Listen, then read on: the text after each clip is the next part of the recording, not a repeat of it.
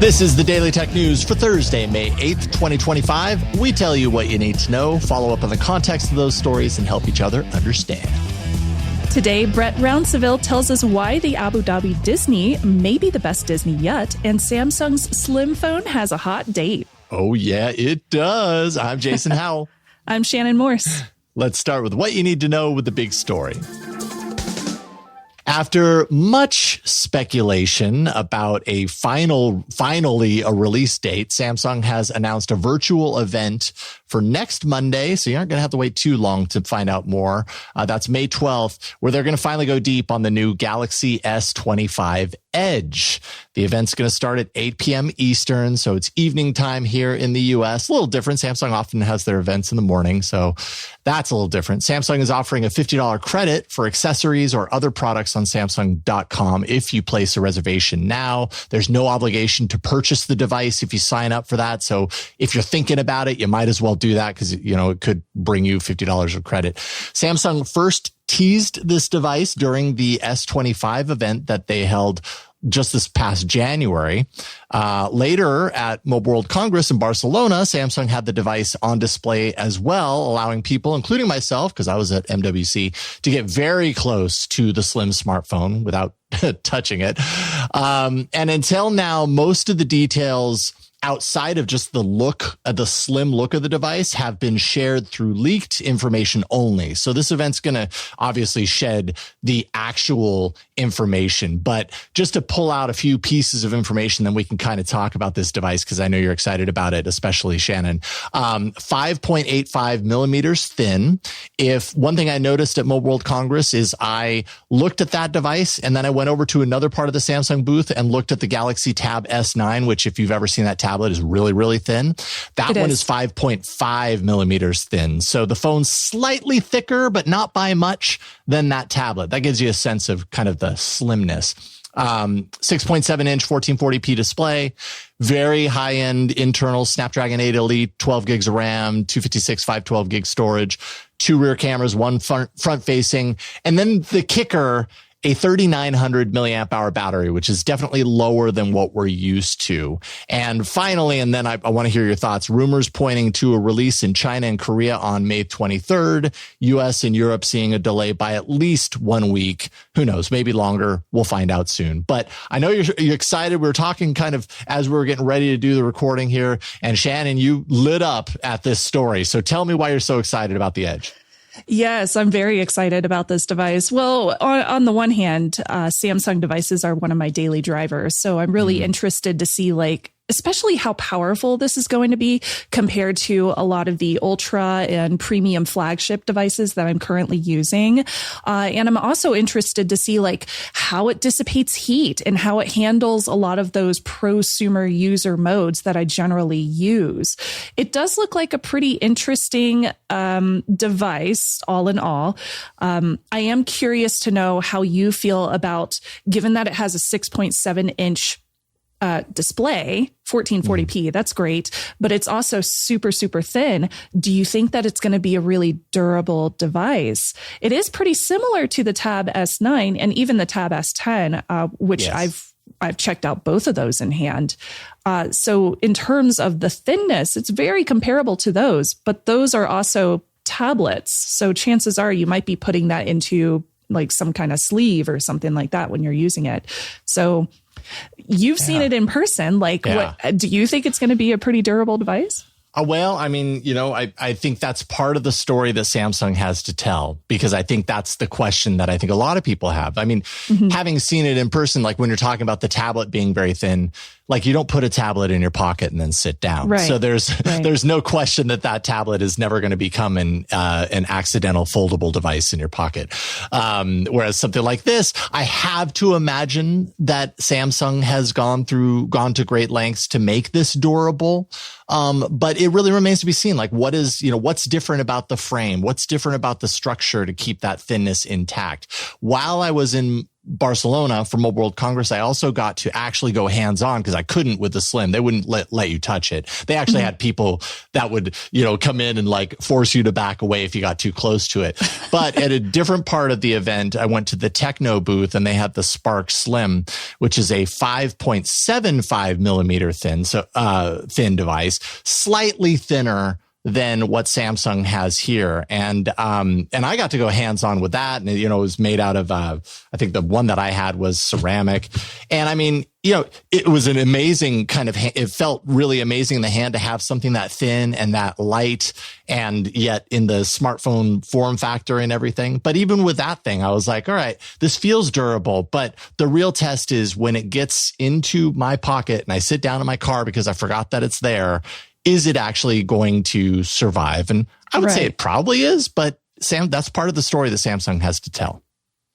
It's also going to be really interesting to see how this falls in line with their current market space. We have the flagship devices, the super nice, expensive ones. We have the foldies and the flippies. So where's this one going to fall in line? Obviously, it's not going to be that high end, given it only has 2 cameras on the back, for example. Where's it going to fall in terms of the regular S25 and the Plus? And then we have the A series models, which are more your mid-grade tier. So that's going to be interesting to test these alongside with some of those models and see which ones people find to be the most relevant to their use cases. Like, where does Samsung price this, right? Like, if you've got the 3 different pricings of their standard phones, somewhere up around $1,000. No, I guess it's more like 12 or 13 for the Ultra. Yeah, right. If I had to look at this, I'd probably say it's probably going to be somewhere in the $1,000 range because they're going to bank on, yes, this is a premium device, but you also make some trade-offs for the fact that it's this new thing that apparently is a trend that's building right now, which is super slim smartphones. And I don't see them going the low high end on this. I see them kind of doing what they did with foldables to be like, yeah, well, you are sacrificing a little bit to get this new trend. And you're going to pay a little bit more for it because it's different, it's new, and all that. I'm curious to know from you, is the slim phone thing, like, why does it exist? Why do people want super slim phones? And are you willing to trade off your battery? Because 3,900 milliamp hour battery is not a very large battery. That's not a large battery at all. I mean, we have some batteries that are hitting like 5,000 milliamps per hour nowadays. So that's pretty low compared to those ones. But if it's efficient, it might last just as long, especially if it's not as power hungry as some of those premium devices are. So slim devices for me are not necessarily something that I look for in a device. I'm okay with it being a little bit more of a candy bar or a brick, as opposed to something that's crazy thin, partially because I'm clumsy. Me too. I drop devices all the time. So the more durability I can get out of a device, the better. Yeah. Now, I'm sure that we could talk about these all day, Jason. I'm sure we could. Yeah, I will just end on this. The Techno Spark Slim that I mentioned earlier, 5.75 millimeters thin, so thinner than the device we're talking about here, had a 5,200 milliamp hour battery in it. So it is possible. Wow. But I think battery technologies are different, right? They wouldn't tell me at that booth whether that was silicon carbon battery tech, which allows you to fit more in the same space. They were saying that it wasn't, but I don't know how you have a device that thin and still have a battery that large. And if Samsung can't do that, then it makes me really question it. So anyways, a lot of unanswered questions. And I, like you, am very curious to find out more about this device. Well, I'm sure we're going to hear more about it, especially once we get review units in hand. So make sure to tag along with us while we discover these new slimmer devices. But DTNS is actually made possible by you, our listeners. So special thank you to Matt Zaglin, Jeff Wilkes, and Pele Glendale. And also we have new patrons, including Bob, George, Anatoly, Aaron, Jason, and me. Me? You? Their name is me. Oh, okay. I thought maybe you were a patron, Shannon. And I was going to say, bravo. Not me. You, me, not me. We got a new patron named me. Nonetheless, thank you, everybody, for your support. It's great having you on board. All right, there's more that we need to know today, so let's get right into the briefs. Nintendo is forecasting 15 million Switch 2 console sales by the year ending March 2026, falling short of analyst expectations and reflecting a cautious and uncertain outlook in light of U.S. tariffs.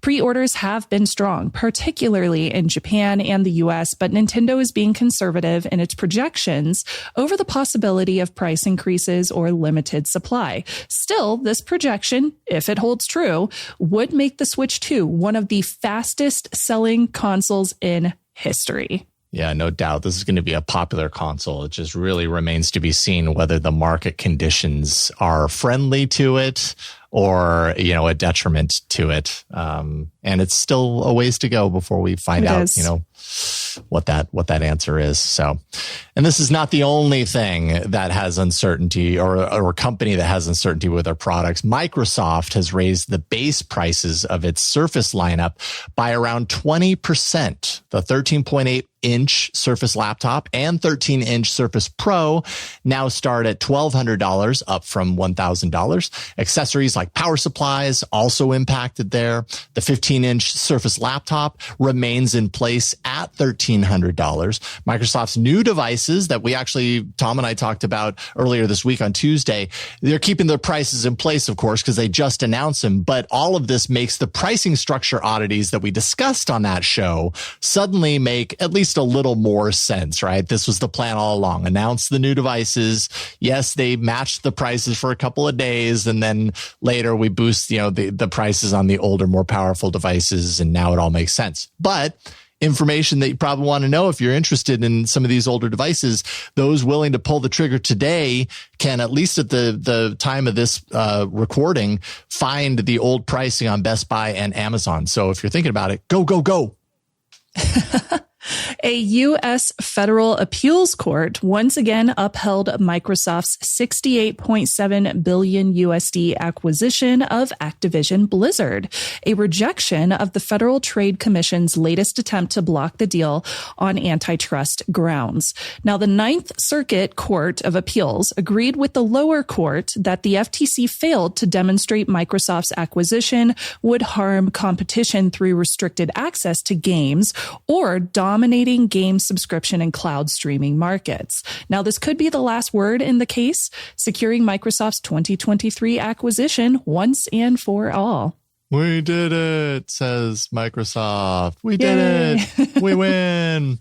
Yeah, oh but boy. I never consider these things done, but I also don't, I'm not a lawyer. So what do I know? I'm not a law expert. Who knows? OpenAI announced that Fiji Sumo, currently CEO of Instacart, is joining the company as the new CEO of applications and reporting directly to Sam Altman.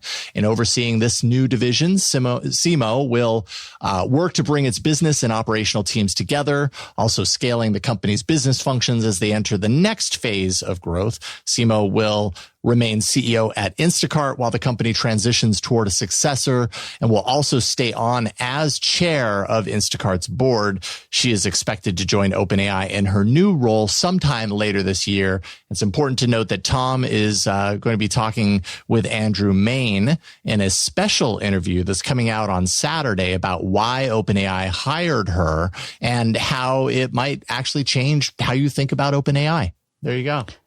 Instacart, that's going to be a really interesting interview from Tom and Andrew. I can't wait to listen to that.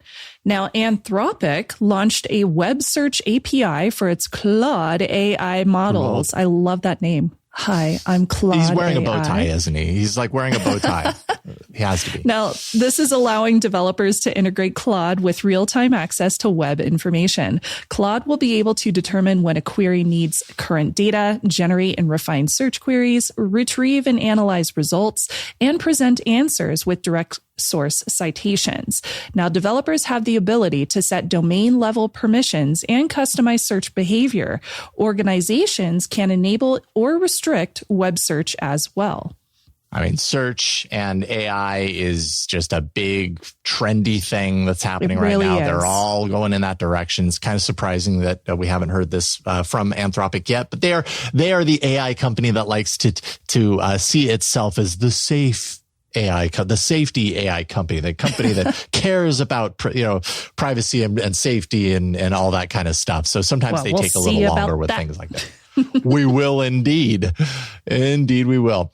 The U.S. presidential administration plans to rescind a Biden-era rule that restricted exports of advanced AI chips. You may have heard of it as the AI diffusion rule that divided countries into 3 tiers with varying chip access. The reversal is set to take place prior to the original May 15th implementation date, which is like next week. American chip makers like NVIDIA had criticized the rule, saying that it stifled innovation, saying that it was overly complicating global sales.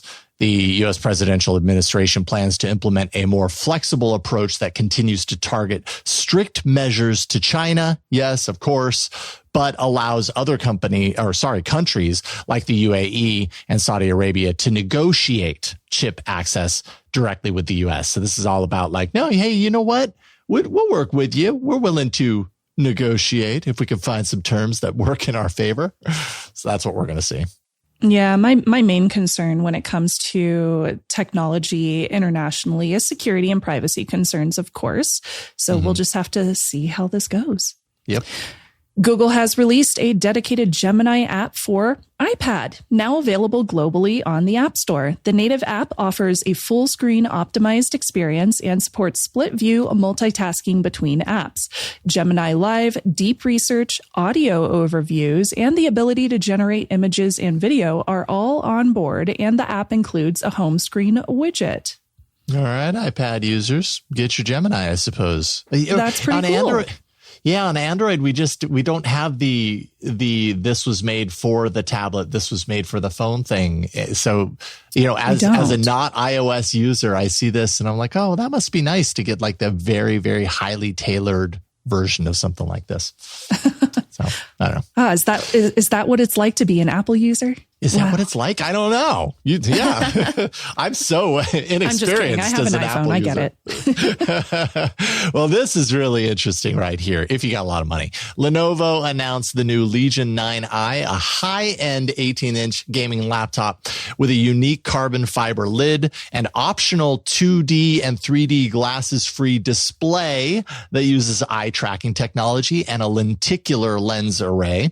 Top-tier specs, of course, include an Intel Core Ultra 9 275HX CPU, NVIDIA RTX 5090 GPU, up to 192 gigs of RAM, and 8 terabytes of storage, all user upgradable. The 4K screen that's on board can run up to 240 hertz in 2D and 1920 by 1200 at 244 hertz in 3D. And there's even a special mode that reaches 440 hertz for fast-paced games.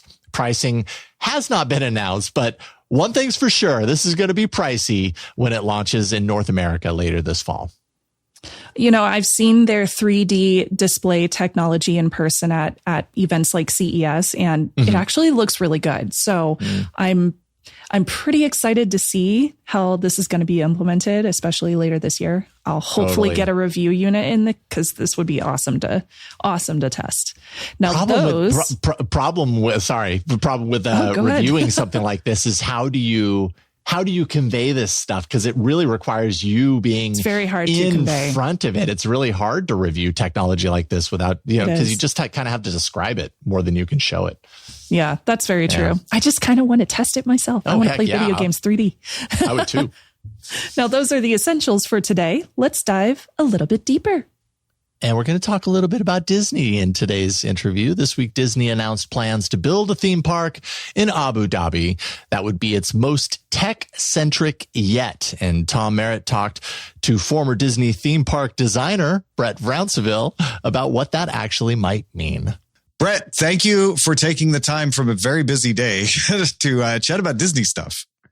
Yeah, I am so excited. This is the biggest news in a minute from Disney, in my opinion. Yeah, so we're getting, at some point, we don't have a date, a new theme park on Yas Island in Abu Dhabi. Abu Dhabi is the capital of the United Arab Emirates. Yas Island is one of the islands. I think Abu Dhabi itself is kind of technically an island. And the most interesting thing about this is the deal structure. There are 6 parks that Disney has, but they won't own this one. Right. And in fact, it's not the only one they don't own. We don't have all the details, but the deal structure is really similar to the deal structure with the Oriental Land Company, who owns Tokyo Disney Sea and Tokyo Disneyland.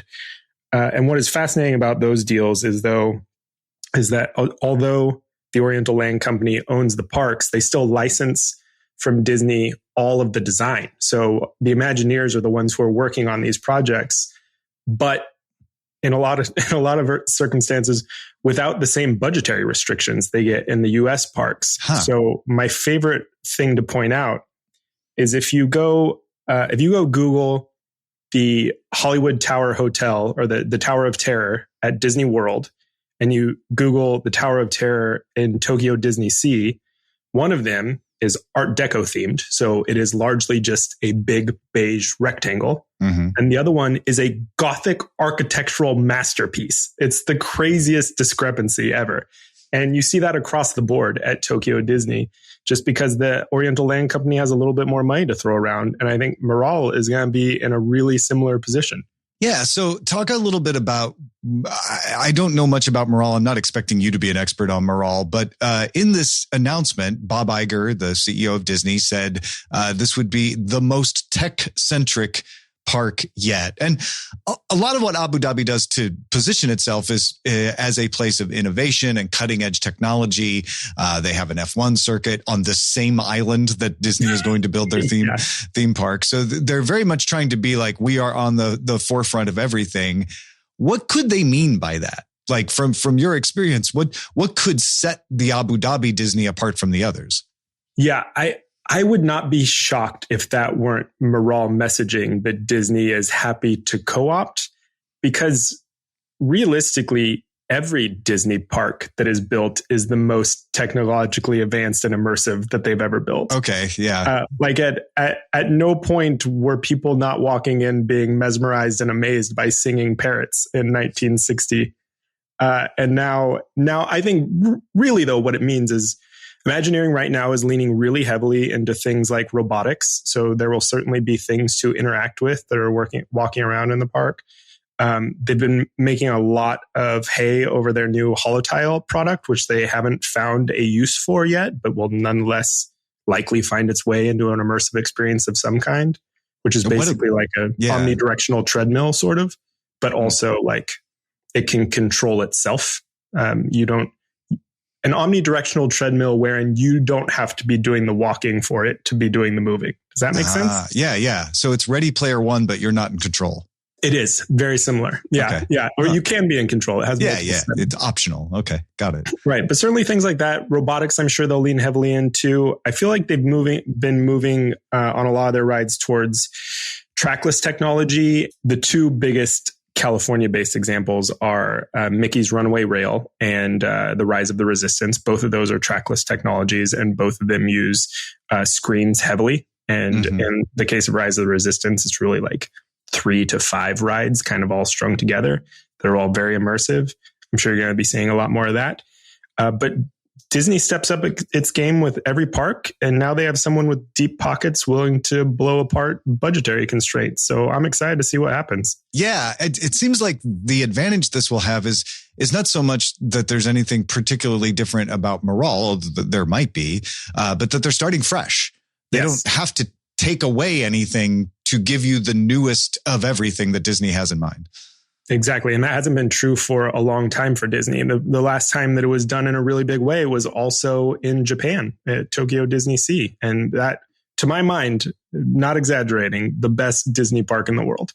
Yeah. And do you think that could be true of the Abu Dhabi one for similar reasons then? You think they'll take away the cup from Tokyo? They might. I would love to see it. I'd be there on opening day if they do.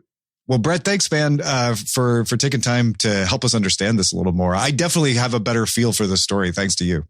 Oh, you bet. Thanks for the call, Tom. And if you want more of what Brett does, you can go check out yesmoreandco.com to get some cool stuff texted to you to buy every week. Now, we listen to our supporters because we make this show for you. So if you have a few minutes, please fill out our annual DTNS survey. Let us know what about the DTNS family of shows is working for you and even what is not. It is fun to do and really does help us shape the show.